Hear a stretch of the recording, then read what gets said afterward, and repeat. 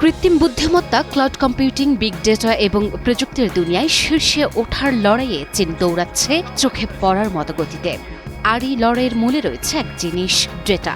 সেই ডেটাকে প্রক্রিয়াজাত করতে এখন দ্রুত গতিতে গড়ে তোলা হচ্ছে ডেটা সেন্টার। কিন্তু সমস্যা রয়েছে, প্রতিটি ডেটা সেন্টার চালাতে লাগে বিপুল বিদ্যুৎ, আর ভেতরের যন্ত্রপাতি ঠান্ডা রাখতে প্রতিদিন লাগে হাজার হাজার গ্যালন পানি, যার কারণে মানুষের জীবন ধারণে প্রয়োজনীয় পানির সঙ্গে শুরু হচ্ছে প্রযুক্তির লড়াই। এই সংকটের সমাধান খুঁজতে চীন এখন নিচ্ছে এক অভিনব পদক্ষেপ।